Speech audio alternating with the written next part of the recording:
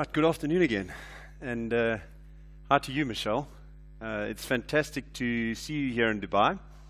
Thanks for making the time available for us, and I'm really looking forward to our conversation this afternoon.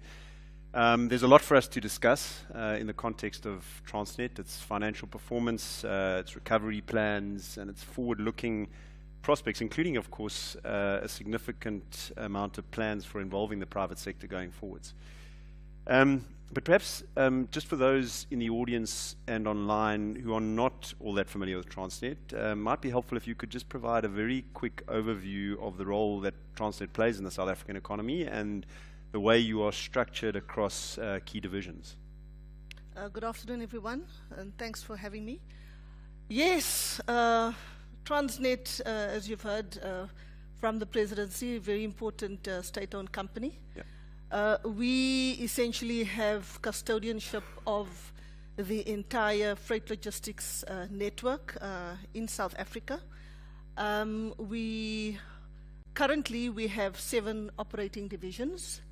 Most notably, I think, and very important in terms of the reforms, is the establishment of the rail infrastructure manager.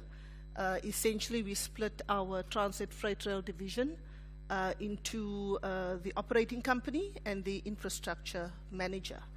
And then we also have an engineering division that is responsible for all of the rolling stock maintenance. We then have the ports, both the Port Authority as well as the port operations. We operate 16 terminals across the South African coast. Essentially, we do have a number of private operators, but we, from a state perspective, we operate the major container terminals.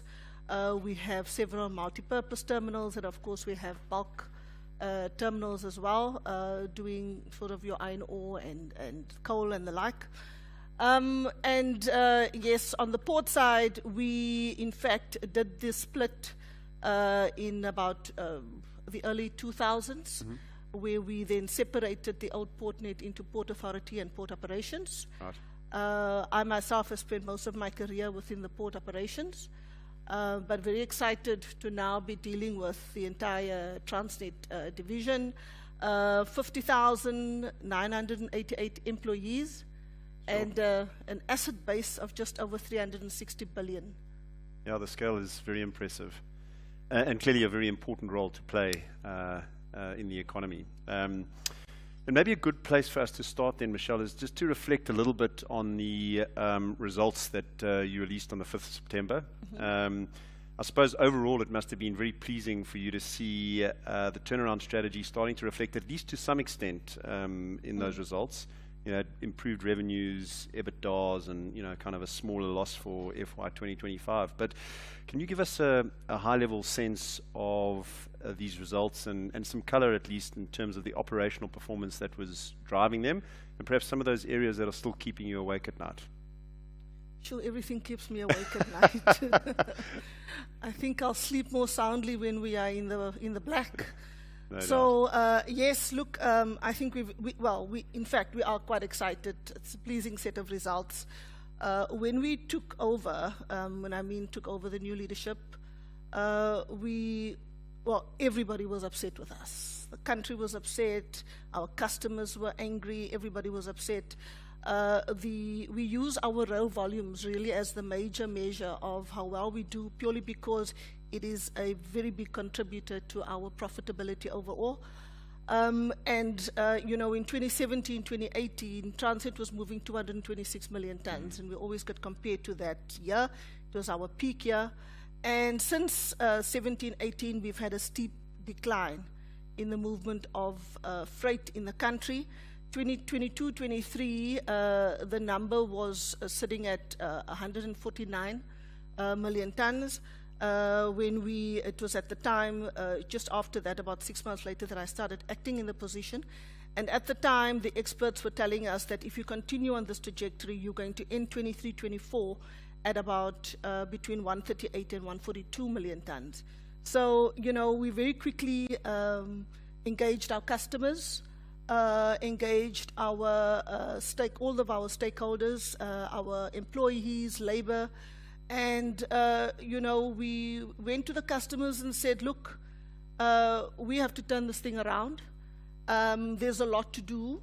However, our promise to you is that you will not be worse off than you were the previous year.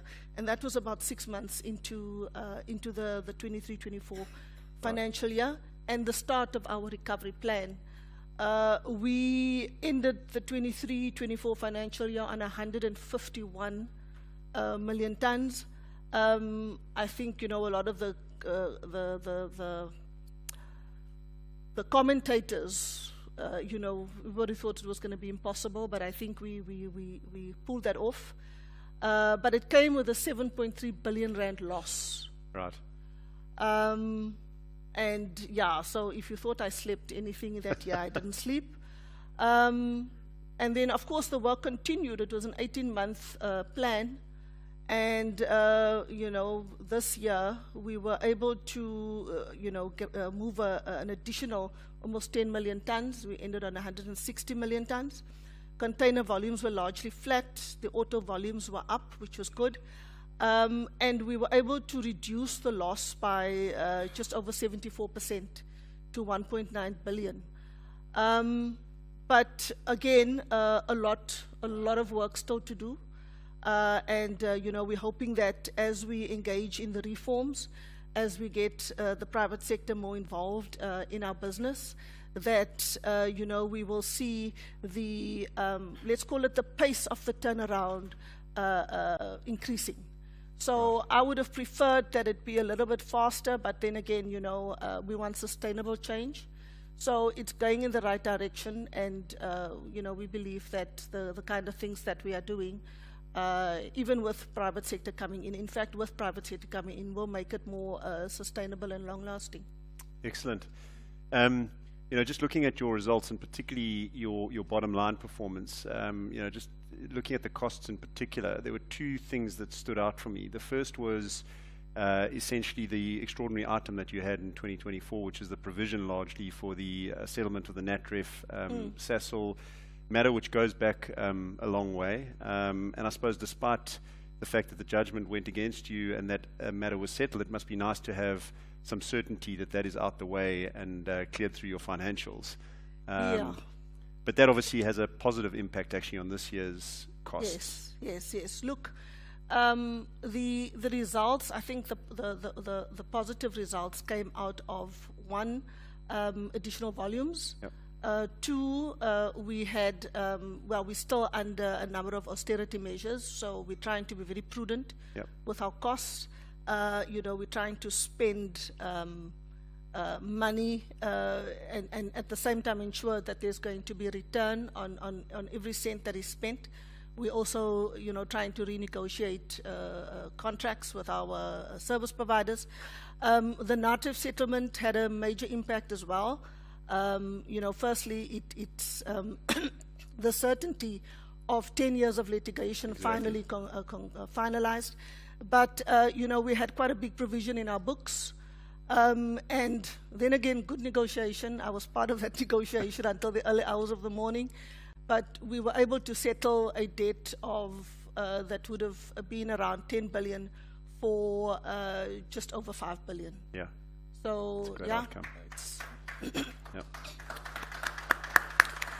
But I think even when you strip out that extraordinary item, from the year-on-year comparatives, your costs were incredibly well managed. So again, congratulations there. It's obviously prudent discipline within the management team. We've made it very clear to all of our employees, as well as the management, labor as well. We were criticized for our agreement with labor because of the 6% salary increases or wage increases. But, when you are busy with a turnaround and you also have a reform, certainly my personal opinion is you need peace. I don't think anybody in the country or even our customers globally would have been satisfied with a strike in Transnet. So it was very important for me in the last year to ensure that there was no strike. And essentially all we did was extend an existing agreement. But right now, when you look at the performance, for example, both in the rail as well as in the ports, we have a workforce that is a lot more excited, rejuvenated, and motivated to do the right thing, which is what we need if we want to take this business forward. So, I mean, I'm not going to apologize for that 6%, unfortunately.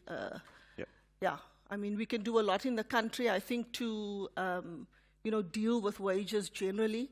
But from a Transnet perspective, I think that any disruption in our operations would have been a lot more detrimental, I think, to the kind of numbers that Rudy wants or anticipates. Absolutely. One of the other pleasing numbers that I picked up in your results was the security incidents and having declined by 23% year on year. Fantastic result, right? Probably still too high, but revenue loss is lower this year, which is a great result. I mean, you sort of feeling that you and the management team are starting to get on top of this issue?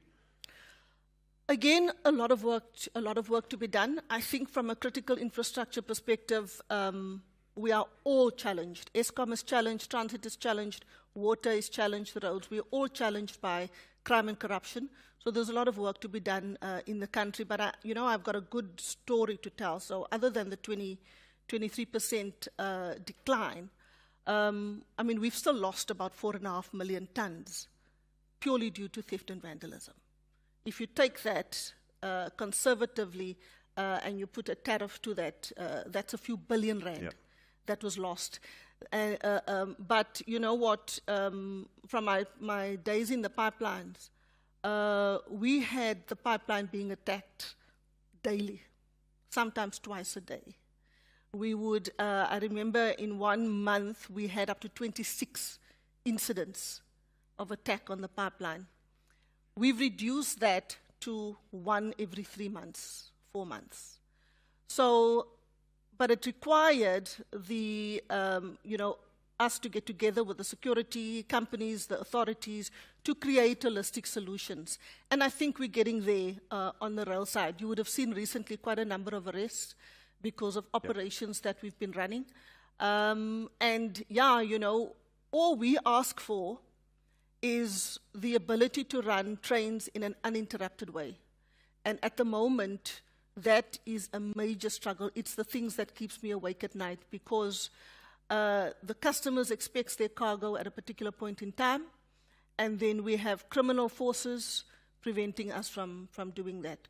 So, we've put a number of interventions in place, but we are nowhere near where we need to be. And, my plea always in the country is let's work together because it's beyond Transnet. It's not only a Transnet problem, but we can help because it's not something you want to become good at, but we're actually quite good at solving these things and fixing these problems, and that's where we can help. So we must support each other. Excellent. Well, well done on a pleasing set of results. Really encouraging. So if you don't mind, maybe we can turn our attention a little bit to the forward-looking prospects for the business. Mm-hmm.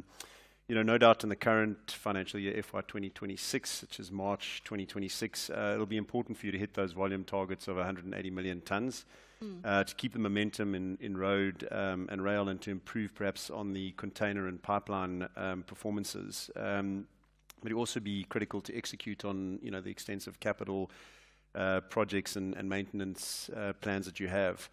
But if you don't mind, Michelle, can we spend a little bit of time on the medium-term outlook and specifically to discuss the network statement a little bit, which Rudy had touched on in his piece earlier. That final version of the network statement was released and gazetted in December 2024, and it provides a comprehensive information memo essentially about the rail network to potential users. For example, the train operating companies, the logistics players, investors, and so on. And it actually forms a key underpin to your reform strategy.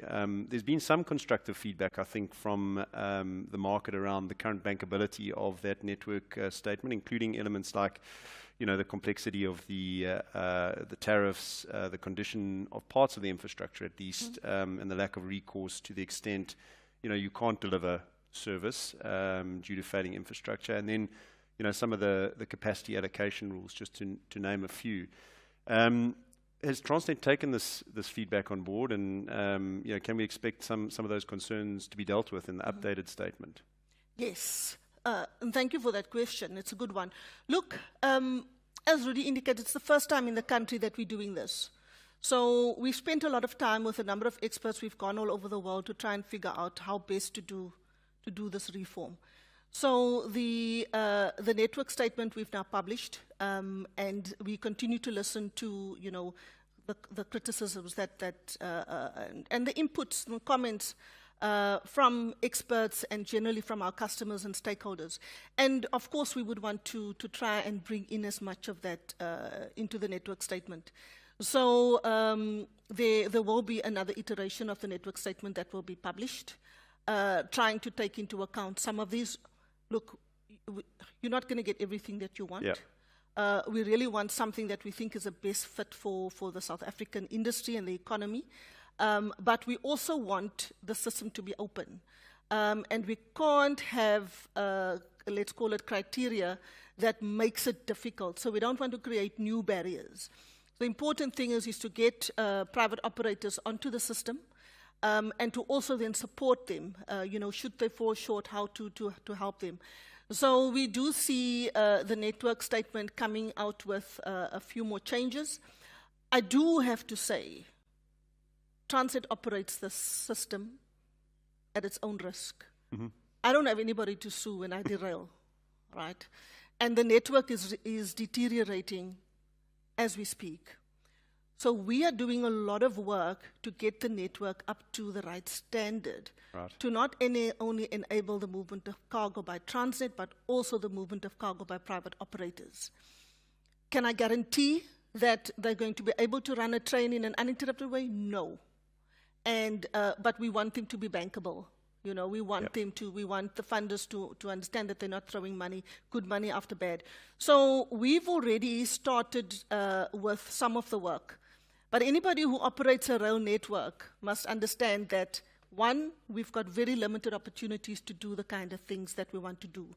So I have on every corridor about 10 days per year during annual shut to do as much as I possibly can. Replacing of rails, replacing of whatever infrastructure that I have to do. And then at the same time also in between trains. If I had the luxury of stopping it all, and fixing it all, I would do that. But I don't have that luxury. We have to do whatever we can with the little bit that we have. So, we've applied for funding as well through the BFI facility, the budget facility for infrastructure. And I mean, the funders know we come and we talk to them all the time because we need to spend. I think we want to spend over the next 5 years about 127 billion rand to do some of this work. Not only rail infrastructure, but also equipment and the like. So that's our total capex expenditure. It'll be about 20 to about 25 billion a year. But the network needs to be fixed. And, we're hoping that as we do this, we already started doing it. You can see, immediately after the shut, the volumes go up. Yep. So we've been doing very well with the quality of these annual shuts. And now we are also getting our customers who've always been part of these shuts, but also contributing to some of the work that needs to be done, which is a good thing. Okay, excellent. And just a quick question, when can we expect that update to the network statement? Will that be 1 April 2026, or will it be sooner than that and backdated to 1 April 25? Yeah, it's an interesting one. It should be coming out soon, before December. We've decided that December is not a good time to let anything out because nothing happens. Yeah. So we want to try and time it so that it gives sufficient time for people to be able to also then respond. Okay. But it's pretty much done and been submitted, and now we have to wait for the, I think it's the IREC or the DOT to publish it. Yeah. Okay, excellent. That's good news. So as Rudy mentioned earlier, you had a very positive response to your rail slot application process. You've got 11 qualified bidders who have kind of now moved on to that next round of negotiations and contracting. Can you give us an overview of where things stand currently with these TOCs, and also how you see them positively impacting your strategic objectives going forwards? Okay. So, yeah, so we want to move as a country 250 million tons by 2930. As you know, our target for this year as transit is 180 million tons, but if you take into account derailments, theft and vandalism, conservatively we may end up with about 170 million tons. We are targeting the 180, so we cross fingers that that's going to happen, which means that we still have a gap of, 70 million tons and above. Yep. In fact, I know that we've got more than 250 million tons ready to be moved. So there's a lot to go around. Right. The 11 operating companies have offered 20 million tons, and that is over 18 to 36 months. Not all of them are going to get onto the system immediately. They have to get rolling stock. They have to make sure that it complies with the safety regulations. So that is a 20, but we already started running an ad hoc process in the hope that we're going to get more companies able to move that cargo. And then, I'm going to worry about the competition when we get to 250 million tons. Right. Right now, it's about getting my business fixed, our business fixed, getting it ready, future-proofing it in a way, and getting these private operators onto the network in the hope that we can all together move 250. And I think, as the reform continues over the year, you'll find, as has happened in other jurisdictions, that the private sector, you'll find more private operators going up, and then obviously you'll find the state possibly reducing a little bit. So, exciting times. Absolutely. I mean, you touched on it briefly. One of the aspects I wanted to cover with you was, one of the key issues for the train operating companies will be acquiring rolling stock, actually. Yes. Which has got a very long lead time, as you clearly appreciate, and will require significant financing. From a bankability perspective, I think it's going to be a lot easier for those that are allocated longer-term slots to finance their locos, and difficult, if not impossible, for those that are allocated, the kind of shorter slots. Which brings me actually on to the concept of your leaseco, yes, which Transnet is in the process of setting up. And into which I understand you're going to transfer a large fleet of locos and wagons. Yes. And, perhaps you can give us a sense of the intention around leaseco, how this will address the shorter and perhaps longer-term needs of these train operating companies, but also just kind of generally where you are in this process. So on the leaseco, we went to market. We are currently busy with the evaluation of that process, so it's still an open process. However, so the intention is, look, when you are in trouble like I am, you want to monetize just about everything. So we're sitting with a large fleet of assets that are either largely underutilized or not utilized at all, wagons and locomotives. Right. Some of them are quite old, some of them require major refurbishment, some of them not so much. So what we've already been doing, and these train operating companies have been making inquiries, we've been leasing, entering into what we call tactical lease agreements with them, where they'll say to us, we're operating on that line, we need locomotives and we need wagons, and we've been taking them to see the fleet, and they've been identifying what they want. If they need them to be refurbished, we do have a transit engineering that can do some of that work, or they can get their own, and we can refurbish, and they can then utilize that. Now, it's very expensive. New equipment is very expensive, yep, and it will probably take you 2 to 3 years.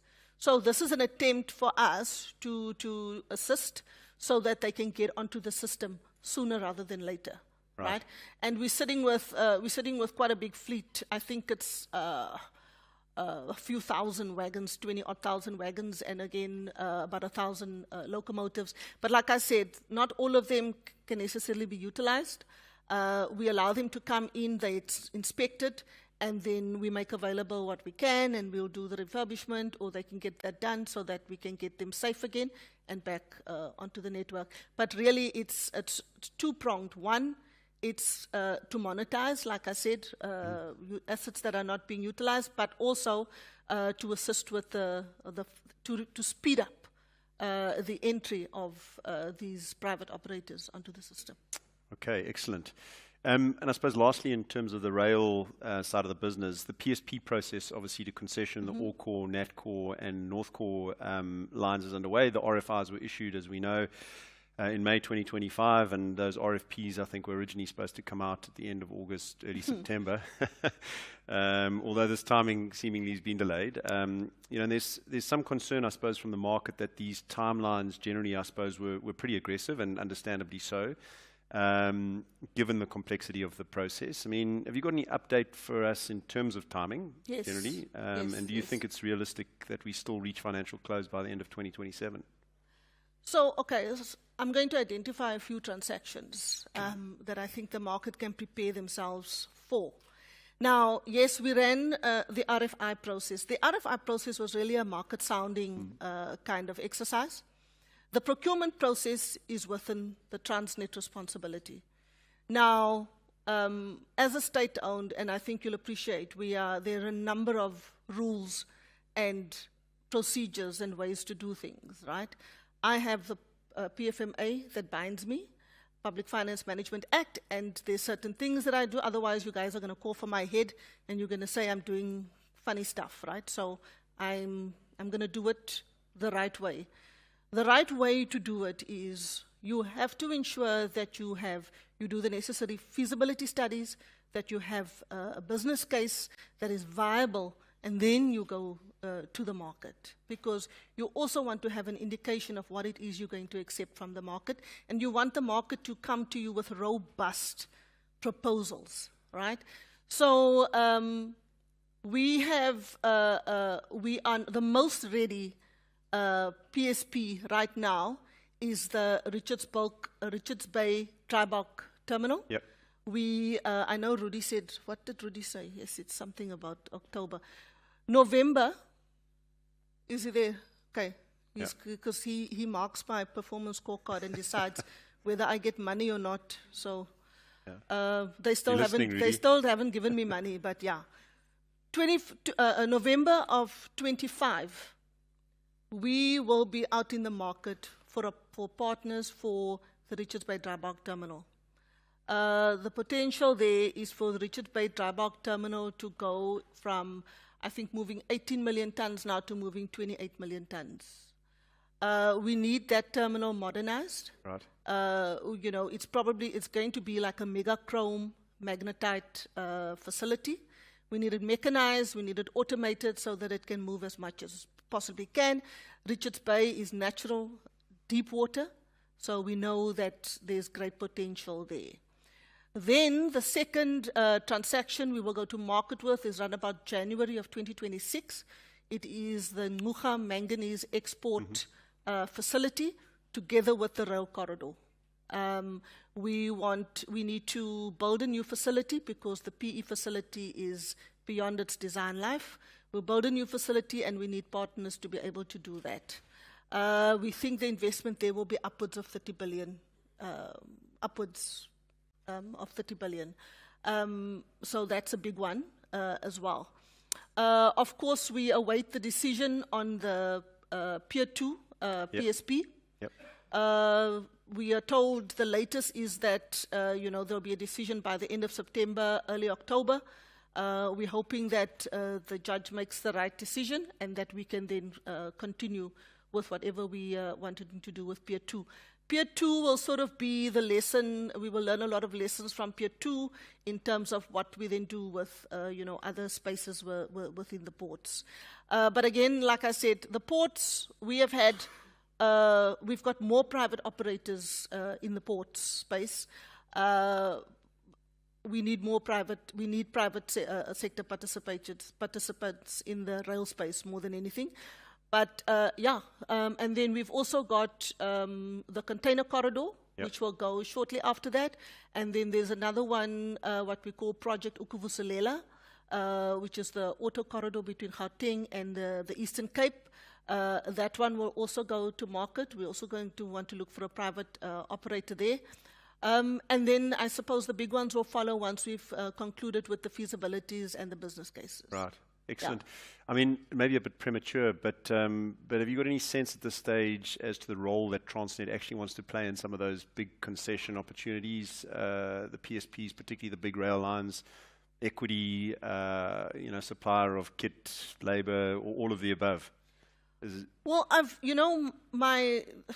I've been appointed to turn around Transnet. I've not been appointed to let her die. Yeah. So, yeah, we are continuing to work as best we can to turn this business around. Right. We've been, in fact, engaged by a number of the private sector parties wanting us to partner with them, right, rather than for them to take over, so to speak. So, yeah, there's definitely a role for Transnet. I mean, yeah, my deployment is for 5 years, and I'm a year into it. So, yeah, we'll see. Well, thank you. You know, I see we actually hopelessly out of time. There's so much more that I wanted to cover with you, but I actually think it's probably appropriate that we opened up to a few questions from the audience, and if there aren't, then I might spend another couple of minutes with some additional questions. But are there any questions from the audience at this stage, or those online? I don't see anything in the audience, presumably. Clear as mud. Absolutely. So the one other aspect of your business performance that I did want to touch on briefly was the port's performance. So yes, you saw that coming through positively, I think, in your financial results. Can you give us a sense there specifically of the operational performance and you know, kind of what is improving and what are the focus areas for you and the team at the moment? So look, the efficiency for us is very important. I like to use the example, I use it during the results. November, December 2023, we were sitting with about 23 to 26 vessels outside of the Port of Durban, and everybody was very upset with us. So I use the example made by Andrew Kirby, who's the MD for Toyota, and he does it very nicely. He says that in November 2023, they were waiting upwards of 21 days, and he measures it from the time that a vessel is at anchorage to the time that they get the part in the factory, right, in Toyota. And I love the example because he says November 2023, they were waiting upwards of 21 days. Today, as we speak, it's under 2 days. Fantastic. Right? There are no vessels waiting to be berthed. The container terminals have moved. They have now started reaching the 17, 18 levels in terms of volume movements. Sustainably, for the past few weeks, they've been moving in excess of 90,000 TEUs per week, and their highest was, I think, 103,000 TEUs in 1 week. Lots of excitement amongst the teams, but largely because we've invested in the new equipment, and they are beginning to see the new equipment now coming into the space. So I'm expecting a lot more when the equipment actually starts working. So you'll see in Cape Town, you know, we've just renewed the fleet there with 28 RTGs. We did Pier 1 as well with 18 RTGs. We introduced 20 saddle carriers in Durban, Pier 2.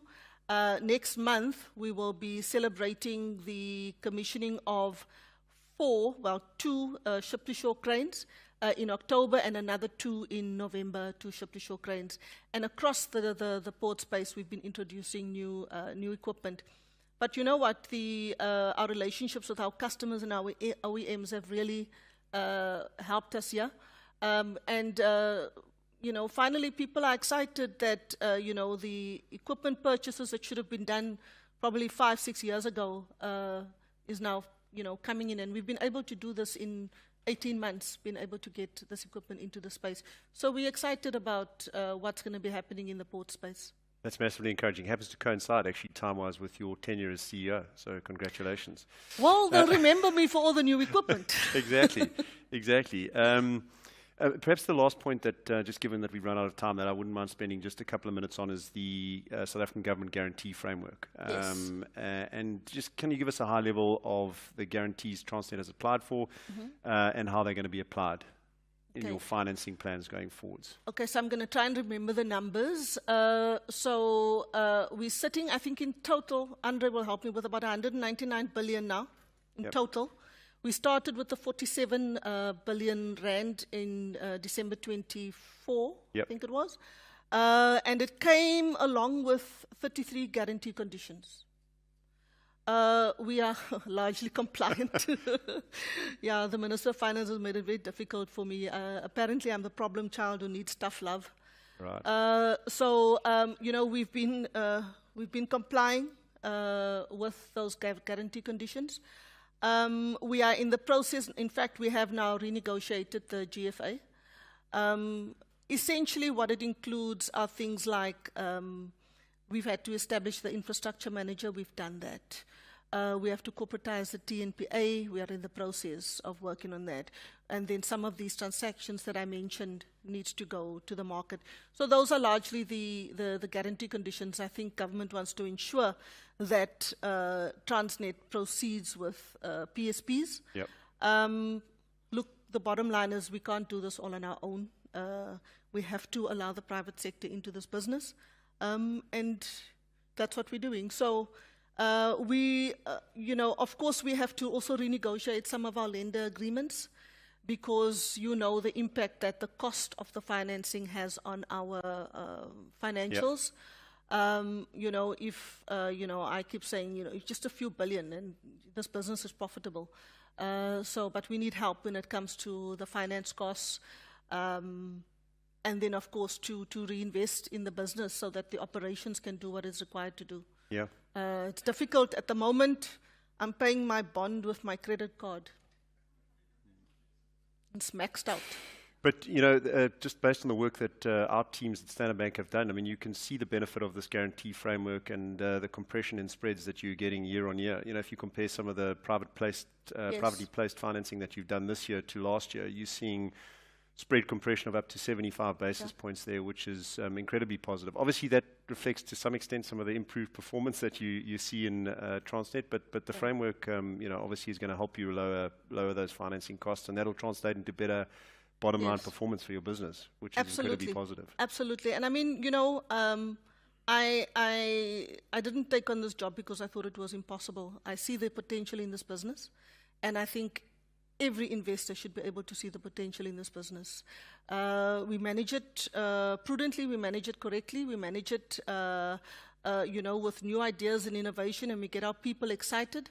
And yes, we open it to the private sector, and we collaborate. And that's how this we will succeed in moving and getting the numbers that Rudy is asking for. Excellent. Let me just check if there's any questions that have popped up in the audience at this stage. Michaeli, were you raising your hand or no? Okay. It doesn't seem like it. So maybe just as a concluding point for you, Michelle, you know, we've spoken about a number of very significant strategic imperatives for Transnet today. Within that lies a huge amount of opportunity, I think, for people sitting in this room, you know, for the corporates, the investors, and so on. Is there anything specifically you would like to point out to those in the room around, you know, what it is you're looking for from them over the next 3 to 5 years? Well, I think we're ready. We're going to be engaging a lot more. Yep. We understand the challenges that we're experiencing, and we want to share that, not only with our investors, but with our customers, with our service providers. I believe that if we all work together, then you know, we can resolve and we can solve whatever challenges we have. So yeah, we're open for business, and please come and have conversations with us. Well, thank you so much, Michelle. It's been an absolute pleasure to talk to you today. You know, thanks for so generously sharing your insights and your time with us today. I've got no doubt that there will be material interest from this region to participate in the opportunities that you know, we've touched on. And that are so material to, you know, Transnet's success and the success of the South African economy. Thank you. Thank you very much.